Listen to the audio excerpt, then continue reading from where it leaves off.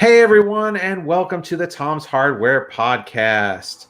I'm Avram Pilch, Tom's Hardware Editor-in-Chief, and I'm joined today, as always, by Raspberry Pi expert Ash Puckett and Associate Editor Les Pounder, and today's very special guest, Ahad Cove. How are you doing? I'm doing well, thank you. Thank you for the invite. Oh, it's our pleasure to have you. I'm just going to give a couple seconds for people to roll in because I know people start to log in. And I want them all to get to hear about some of Ahad's amazing projects.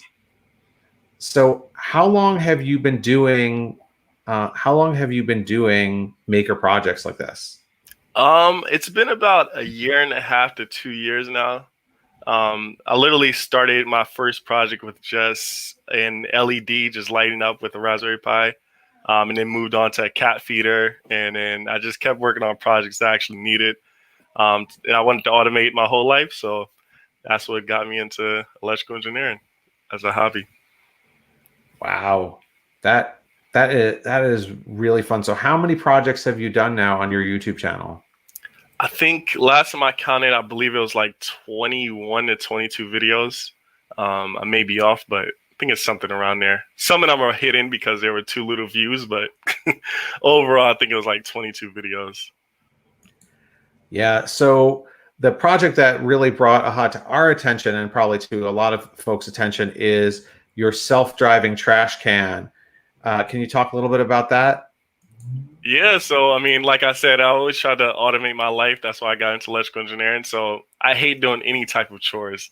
And if you ask my wife, she would tell you, like, I hate doing any type of chores, and I always try to automate whatever I can. So I had the idea to automate my garbage can taking itself out, and bringing itself to the curb, and then coming back. I didn't get to that part where it comes back, but at least it takes itself out. And yeah, you have any specific questions, or you want me to go in depth of how I made it? Yeah. So how did you? So obviously your 16-minute video is there for folks to watch on your channel, which is awesome. Mhm. Uh, and of course, folks can get there by going to the best way to get there is just by going to ahadcove.com. Yeah, I think YouTube would probably be the easiest way. Yeah. Good. Um, so, but you, what? So, how did you get started with this project, and what are some of the things that you used?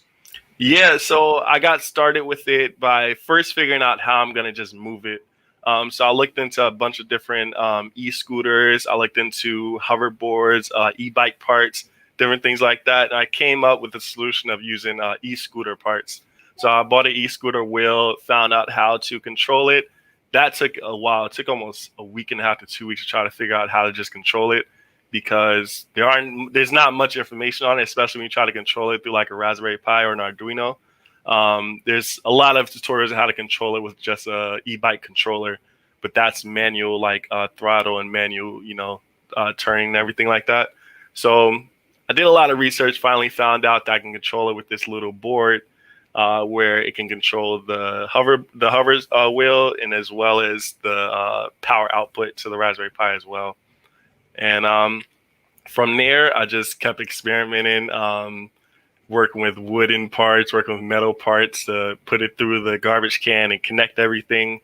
And yeah, and then I moved on. After that, I moved on to the software portions where it figures out how long it needs to move to until it stops. The machine learning where it looks at the garbage truck driving by my window. What else? And then the braking system was the last part that I worked on. That part was kind of hard because I haven't seen anyone automate the braking system yet.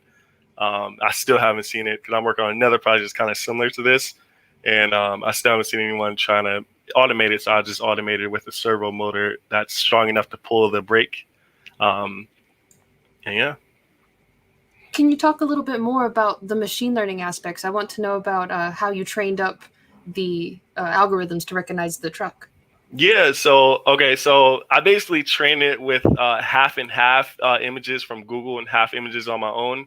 So I had a camera just sitting on this window back here. You could probably still see it. There's like an arm sitting right over there. So it sits at the window and it just watches the window, and it just records as much as possible. But since I had a limited amount of space on my Nvidia Jetson, I had to record only certain times. So I use another machine learning model that watched for cars and any type of automotives.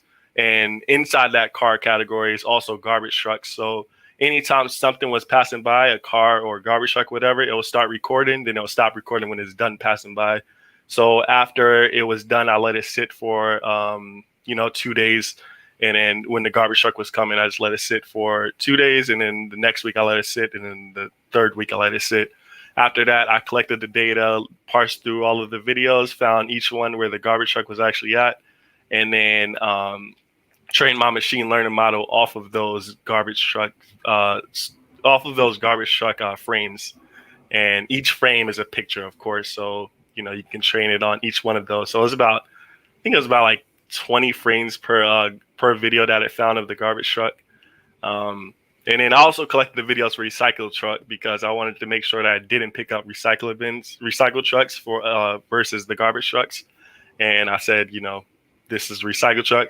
But when it went to testing day, the recycling truck was the exact same as the garbage truck.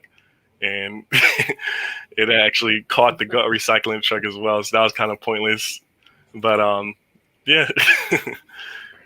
That's one thing I love about your videos is how you make it into a story. It's not just a tutorial where you show how you did something. Mm-hmm. It's the story of how you did it, mm-hmm. which is really cool. Like there's a sense of anticipation when you watch Ahad's video about building the trash can, that like, oh, is it gonna come out at the right time to meet the garbage truck? And then it comes out and it goes, and the first week it went too far or couldn't break. And then the next time it came out when the recycle truck came out instead. And then the trash people passed it by, but you managed to successfully get it to work. And it's like it's a great story. It's a great story. Like every really good project has that kind of story behind it of trying things and having them fail. I'm sure we've all had that experience in trying to do a project where the thing that you didn't anticipate is one of the hardest things to overcome. Right. And you can only test it once a week. So exactly. It's so long to get the results. Yeah, I felt bad. Around where I live, I get garbage twice a week. I was like, I'd have another stab at it, right? That's crazy. Yeah, that would. But you had to have a lot of patience. Yeah. Wait for it to come by once a week. So are you still using it? No, I'm actually not using it right now. I actually broke it while I was filming the intro of my video. So the intro was actually the last thing that I filmed. And I broke it when I was inside the trash can. And I pushed through the plastic. And now the plastic is just, all messed up. I have to fix that portion. And then everything will be working again. So I'm not using it right now. But, everything is still functionable. And I can, if I fix the plastic piece, it'll be working again. But I particularly love the garbage eye view that you have in the video when they collect the garbage and they dump it and you can actually see the garbage coming out. Like I've never seen things from the perspective of my garbage can before. Yeah, that was my thought as well. I wanted to see inside the garbage truck and then see what happens.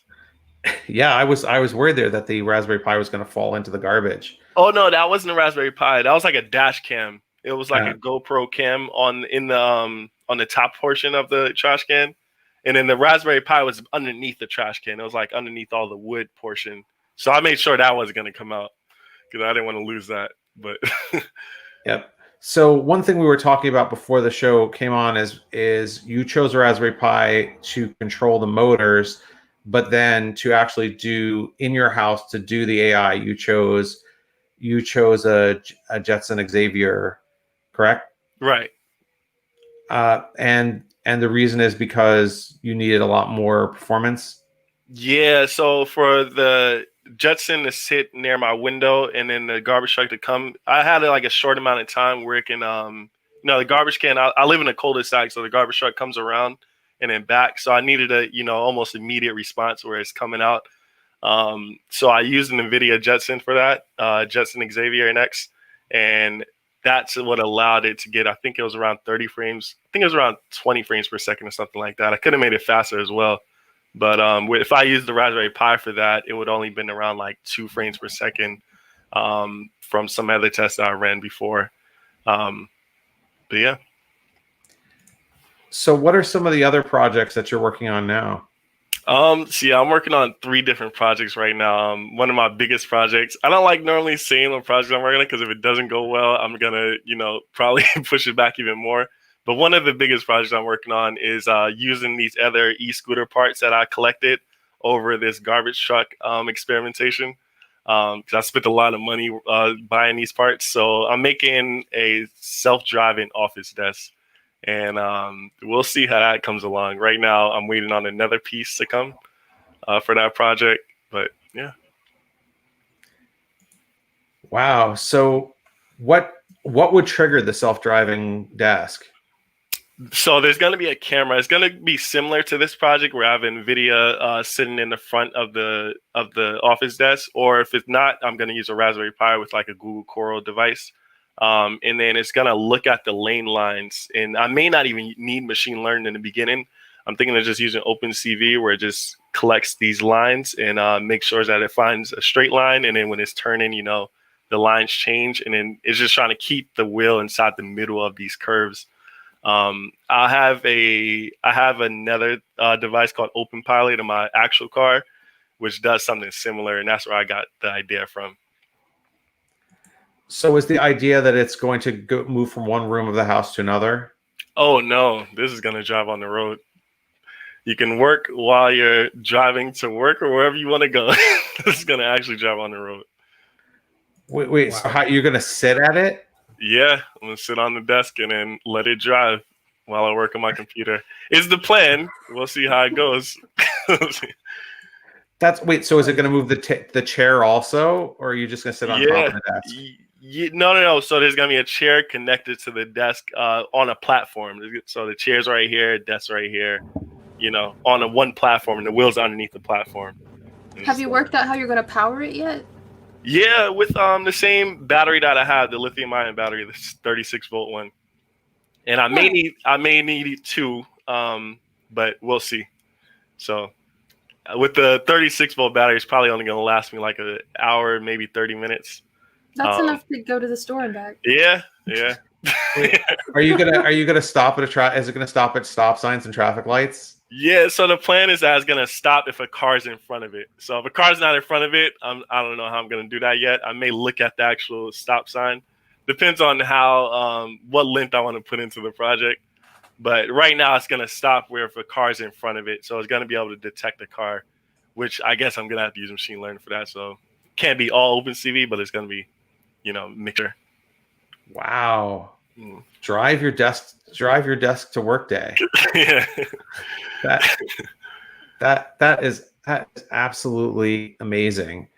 One of the things I like about what you do is you seem to be technology agnostic. Like you will use a Raspberry Pi, you will use any kind of board that you need to get the project done. Right. And you'll use them all together, which is great.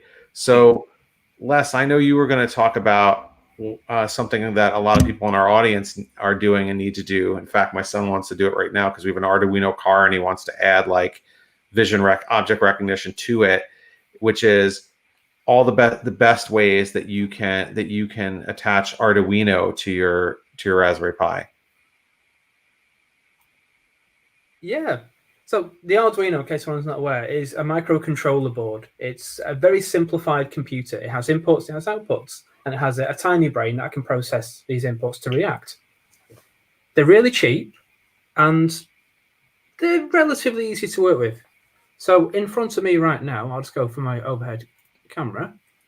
I've got an Arduino. This is a Arduino Pro from Fortronics, and it's a basic Arduino Uno. I don't know if you can see it there. And I've wired it up to flash an LED, which is the start of every single electronics project you'll ever do. You'll flash an LED because if you can do that, you can do anything. This board is for about £15, so about $22, $23, something like that. And it's Easy to work with if you know what you're doing. You can see in my right hand this breadboard and the wires and the resistor and the LED. If you've never used this before, that's an alien concept. And this Arduino could be something that you don't want to use. And when I first started electronics many years ago, I used an Arduino and I had a go and I didn't really enjoy it. It wasn't until the Raspberry Pi came out that it actually did some decent work. So this is an Arduino, but this here is also an Arduino. I'm going to get a bit closer to the camera and hopefully it's going to focus for me. And I'm going to get it in the right direction. This is an Arduino Nano Every. There we go. And this is a proper Arduino made by the company. And it has all the same features as this one here, but it's smaller. But it's more difficult to use because the pin references are all on the bottom. So for beginners, we can have something like this. I've got a plethora of Arduinos today. This is a Maker Uno, and this has got LEDs built in so you can see what happens. So we don't need to plug in this breadboard. So I'm going to show you a quick demo of this working on a Raspberry Pi. And this is where the technology could all become undone.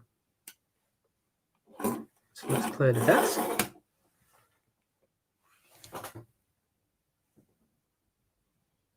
There we go. So you can see right now it's got an LED sequence going on here. That's very reminiscent to a Larson scanner. And if anyone knows sci-fi, I know quite a lot of sci-fi. Oh, Kit. Kit, yes. The Cylons as well. Glenn A. Larson, Battlestar Galactica. He had the Larson scanner. I think you have to be above a certain age like us. I wasn't going to give the game away there, but okay. So this Larson scanner has been written in the Arduino language. So I'm just going to bring it on screen now. There we go. Oops. Now, I do hope you can see that. I'm not going to go through every single line of code, but just suffice to say, this is the code that will say to each of these LEDs, these pins, as they're called in an Arduino, to turn on, so turn high for a certain amount of time, and then to turn low, turn off for a certain amount of time. And that time is a variable, which in this case is 8 milliseconds. And in that time, we can see the blue lights swishing left to right. So if I change this now to something really stupid like 3, and then upload the code, so now it's compiling and uploading the code, you'll see these lights change even quicker. So already I'm controlling this Arduino from the Raspberry Pi here in the Cooler Master Pi Case 40. And I'm able to program this board to do anything I want. So I can flash LEDs, I can work with servos, I can work with buttons, anything really. But even this could be a little too difficult for people to use. So there's something that's just a little bit easier. So let's take that off and let's bring in this. And hopefully I'm going to get it all in shot. It's quite big. That is one giant Arduino board. It's a massive Arduino. So this is the Grove Beginner Kit from Seeduino. Sorry, Seed, I should say. It's a Seeduino. And this is one massive Arduino.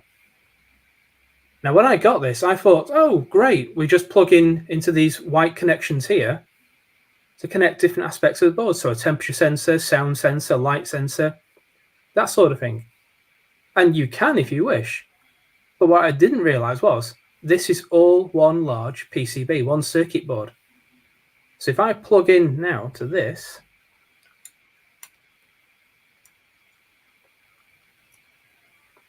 and hold it up so you can see it, you can see the OLED on the side here, the LED, is showing the light sensor readings from here. And if I put my finger over it and just try and get it in shot, there we go. You can see the light levels change when I move my finger over. But that's not all. If I press this little button here, you just heard a beep. I can now select different sensors. So I'm on temperature sensor now. I can go to sound sensor, light sensors. That will do temperature. So right now in my house, it's 24 degrees Celsius with humidity of 57. I have no idea if that's good or bad. We'll soon find out. But all of this is pre-wired, and I've been playing around with this for the last couple of days, and I have to say, this is ideal for learners. If I was given a bare board like I was many years ago, something like this, it took me quite a while to understand how it worked because it's just a bare board. And this, the Maker Uno, makes it a little bit more easy with all the pin references and the LEDs on. But this, it's ready to go. I haven't got to worry about wiring. I just follow the kit instructions online with some lessons. And in about half an hour, I can have a simple project monitoring air pressure or monitoring temperature and showing it on the LED screen. So when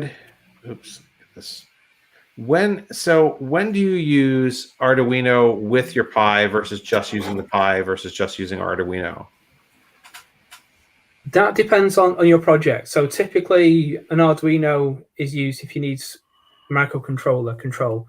So say you had some calculations that have to be done precisely with a CPU that doesn't scale. So the Raspberry Pi CPU scales to a certain degree. There's a little bit of stretch in its timings. You would use an Arduino because it's rock solid, set speed every time. So say 16 megahertz, which doesn't sound like a lot, but it's plenty for the jobs that it needs to do. You'd also use it for embedded projects. So you can get Arduinos that have Wi-Fi built in. So this Arduino can monitor the world around it in low power mode. And then all of a sudden when something happens, it can trigger and send a packet of data to another device that can process it. But also with a Raspberry Pi and Arduino, you can use the Arduino as a cheap analog to digital converter. So if you haven't got an ADC, so something like MCP 3008, which is a very common one, you haven't got one of those chips to hand, you can just plug in an Arduino, instruct it to read the analog voltage on a pin, and then squirt that data out over USB serial to your Raspberry Pi and have some code in Python to read that, which says, okay, I've received this message over serial that says the analog signal is 3.2 volts, do something. And you can do that. I mean, clones of Arduinos like this, you can get for $1 on AliExpress. ADCs, MCP 3008, probably about $1.50, $2. So if you're not really bothered about ultra precision, just want something quick and cheap to get the job done, Arduino's what you need. So I'm curious, Ahad, do you use Arduino a lot in your projects? Yeah, I use Arduino to prototype. I have like a big section of Arduinos somewhere over there. I use it to prototype, and then I move it on to either my Raspberry Pi or Jetson or something like that. Not as quite as big. But I need a box like that. I just have so many boards lying around. Like one thing I'm impressed with, I don't know if it's like the messes over on the side, but your office just seems so nice and neat. It's so neat. So I'm curious. We ask a lot of our guests this: how many Raspberry Pis do you own? Do you think? I think I own six Raspberry Pis, something like that.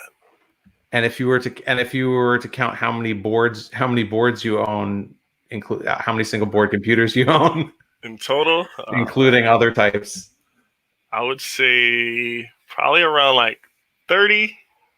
Probably something around there. I own probably like 20 Arduinos. Yeah, no, all different ones. Yeah, nice. Yeah, no joke. It's like you just end up with a stack of stuff. Yeah.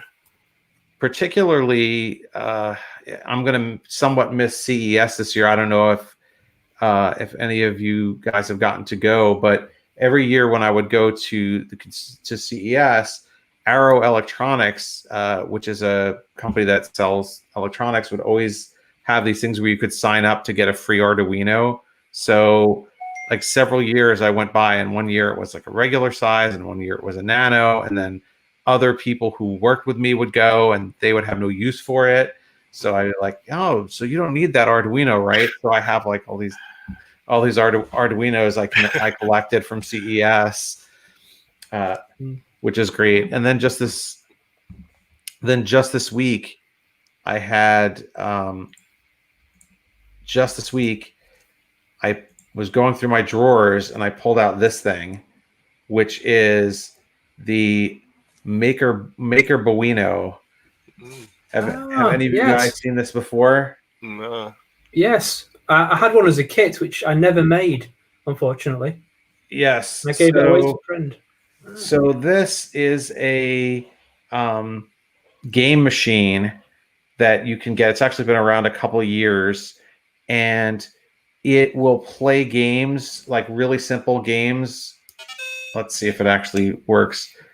There you go. Really simple games that are made in a format called Game Buino. So they're programmed in Arduino language, and you can play them on this. And they sell this Circuit Mess, which is the company that makes this, sells it as a kit that you have to solder together. I have to admit that he gave me this one pre-soldered, and I have another kit that my son is bugging me to sit and solder with him, so we can actually build one. But this is one of the cooler uses of Arduino I've seen, where you actually can play games and it boots up, and it's the most like having an actual computer, which is fun. So Ahad, how do you decide what board you're going to use when you're trying to start a project? I feel like by default, if it's a machine learning project, I always default to Jetson Nano, or now I have Xavier, so I'll default to that. If it's not, then if it's like a computer vision project where I don't need too much speed, I probably will start with a Raspberry Pi. If it's not a computer vision or machine learning project, I almost always default to prototyping with Arduino, then moving on to a Raspberry Pi. As you've seen in the garbage truck video, I started with a Raspberry Pi Zero. Then I found out that wasn't going to be enough power, so I moved up to Raspberry Pi 3B Plus. And I just, everything evolves as the project keeps moving on. So just keep start off kind of as small as I think I would need, and then move up from there. Yeah, no doubt. Now, Ash, I know you had a project that you wanted to show us this week. I do. I wanted to feature something that I wrote about earlier this week, because with the month drawing to a close, we have our monthly project feature coming up. So today, I wanted to take this opportunity to highlight one project in particular a little more in depth. So this was created by a maker named Sebastian Stocks. I'm going to switch my feed over here, and what you're looking at is a cube with 3 RGB matrix panels on each side. And they're housed inside of a 3D printed shell, which is, of course, got a Raspberry Pi inside. Everything we cover's got Raspberry Pi somewhere. So for those of you who are listening, there's a fluid animation that's displayed on each of these panel sides. So it kind of looks like a lava lamp or some kind of an ambient light. And you can see this huge white circle that's going around the corner. And what's special about this circle is, and the whole thing actually, is that it's a CPU monitor. The color of the background will indicate the CPU temperature. And as the temperature rises, the color of the background turns red. And the circle is broken up into 12 sections. And each piece represents one core of the CPU. So as a core gets used, that section of the circle swells up. And if the whole CPU is in use, then the whole circle swells really big. So the Raspberry Pi is being used to monitor both the CPU temperature and to control the animation on the panels. And I adore this project. I had to show it off. I thought you guys would appreciate it. And if you want to follow Sebastian, you can check out his YouTube channel and his website. Both of them are named There Ought to Be. So what do you guys think? Do you think you'd use something like this to monitor your CPU? That or to alter reality with a snap. It's so neat. It's so neat. It just stands out. Oh, great. We've got a question. Rick asks, is there a basic starter kit you'd recommend for somebody who wanted to get started with minimal electronics or PCB experience, like a plug and play Raspberry Pi kit? Well, I will ask Ahad first. Do you have any advice on what a good starter kit would be? I know there's a starter kit you can buy on Amazon for pretty cheap. I think it's like $10, and it has what's kind of what you showed earlier. It's like a temperature sensor, a light sensor, and different things like that. But I mean, my personal opinion would be just starting with a LED, just glowing up, and that doesn't really need anything else except a wire and LED. Literally like 10 cents for both of those. So, What do you think, Les? Are there any starter kits that you particularly like? In particular, if someone wants to start with Raspberry Pi? Yeah, there's kits that I like. The Cam Jam kits based in the UK are little, almost like tobacco tins, which contain the basic parts to build projects. So the basic kit you get in kit 1 is LEDs and buzzers and breadboards and wires, and I think it's about $10 for this kit. You don't get a Raspberry Pi with it, but it works with any Raspberry Pi you can think of, just so you can pick one up really cheap. And it just works. And the kits get progressively more in depth. So kit 2 uses sensors for temperature and humidity. And then kit 3 becomes a robotics kit. So you're using the whole parts and the box itself. You can build a working robot with your Raspberry Pi. But if the wiring isn't your forte, because jumper and breadboard wiring isn't for everyone, I mean, stuff like this can be difficult to do if you've never done it before. You can get Grove kits, and if I just switch over to my overhead camera again, so these are Grove connections, these white connections, and they're preset to just plug and play. They've got a keying mechanism in them, so you can't put them in the wrong way. And you can get add-on boards for the Raspberry Pi hats that just connect straight on top of the Pi, and you can use these Grove connections, these sensors, just plug and play, and you haven't got to worry about the wiring. And that's a good way of introducing the basic concepts. And then when you've got the skill and the confidence, you can move on to wiring it yourself. It is a little more expensive, obviously, but if that's what you need, then that's what you should get. What do you think, Ash? What would you recommend for someone who wanted to get started? I agree with Les on the idea that you should look for something possibly that has connectors, so you don't have to worry too much about soldering or playing with hooking things up to the GPIO pins directly. Because the question was if you're unfamiliar with electronics and you want to get started. If price isn't too much of a concern, one that I have personal experience with that I would recommend, especially to kids, if you have younger ones, you want to introduce them to hardware, I really enjoyed the Pi Top 4 because they have a sensor kit that has tons of like all kinds of stuff. You got a potentiometer, a couple buttons, some LEDs. There's an ultrasonic sensor in there, and you can look for, instead of having like projects laid out in front of you, they have a whole platform you can use to kind of pick and choose what you want to play with. And you can choose if you want to jump into something a little more complicated or take it easy with, just turning on your LED. So my vote's for the Pi Top 4. So I'll throw in one suggestion that money no object that we've reviewed, which is the Elecro Crow Pi 2. That is a laptop, but it's not just a laptop. You pull the keyboard off, and underneath there's a bunch of different sensors that you can use. And the new version comes with a Raspberry Pi 4, and it has a whole bunch of tutorials that teach you Python and I think there are also some that teach Scratch.